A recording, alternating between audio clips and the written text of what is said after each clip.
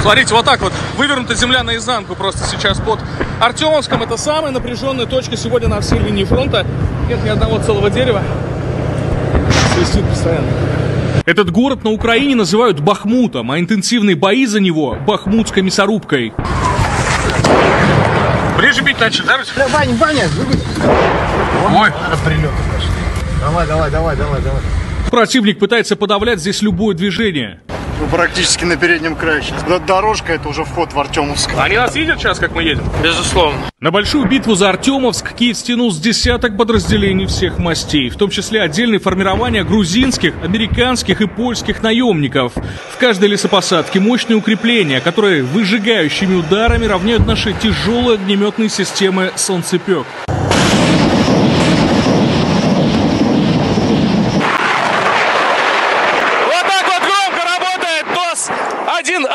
Все заволокло дымом. Собственно, то, что нужно для того, чтобы уничтожить окопы, блиндажи и бункеры противника. Термобарические снаряды сейчас полетели на его позиции. Каждый снаряд создает огненное облако температурой под 3000 градусов и избыточное давление. Подземелье не спасает боевиков. Понятно, что противник охотится за солнцепеками, тем более, что комплексу нужно близко подобраться к цели на минометный выстрел. Но наши десантники за время спецоперации научились быть недосягаемыми. До этого наводились, где-то минут 10. Сегодня наводились минуту. Вторая цель после Искандера. Прячем ее как только можно.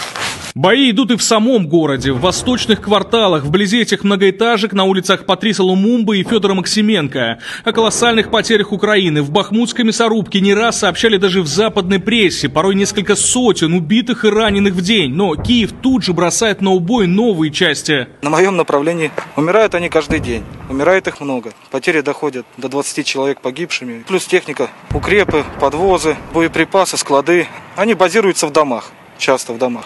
Подразделение разведчика с позывным «Знахарь» заходит в город с юга, где сперва предстоит взять поселок Опытное, превращенный противником в сплошной опорный пункт. Вот он на горизонте, плавно перетекает в Артемовск. Перед Опытным река, а линия домов, которая еще ближе к нам на этих кадрах, уже освобожденный поселок Иванград. С одного берега на другой десантники отправляют боеприпасы. Управление идет по проводу, который разматывается вслед за ракетой. Точное попадание в верхние этажи опустевших домов, где боевики оборудовали огневые точки, расставили снайперские и пулеметные гнезда в школах и административных зданиях.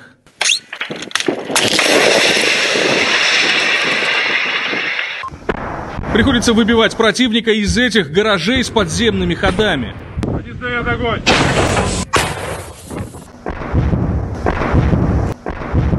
Плотность огня нашей артиллерии очень высока. Каждые 20 минут работает какая-либо стволка. Каждый час работает град. Уже больше трети Опытного под контролем наших сил. Чтобы подсечь многотысячную группировку киевского режима в Артемовске, одновременно идут бои у соседних поселков Клещеевка и Подгородная. Вот наши танкисты с дальней дистанции навесом отправляют снаряды в опорный пункт противника в поле. Как правило, там на передней линии они тоже ставят пулеметчика, который никого не подпускает. То есть, если ты эффективно с одной-двух машин начинаешь по точке работать, уничтожаешь эти огневые средства, то есть уже шанс для пехоты продвинуться вперед. Вот и в этой лесопосадке вражеский пулеметчик блокирует нашу штурмовую группу. Его находят с дрона. Центрового наблюдаю. На поддержку прорывается наш скоростной Т-80, но теперь не на дальнюю позицию, а неожиданно вплотную к врагу, оставляя его в замешательстве. Боевикам страшно поднять голову, не то что гранатомет. Дай правее, Ранос. О, хорош, еще дай правее. Хорош. Ой, молодец. Уничтожение цели с 20 метров. Танк переводит орудие и поднимает на воздух соседние блиндажи.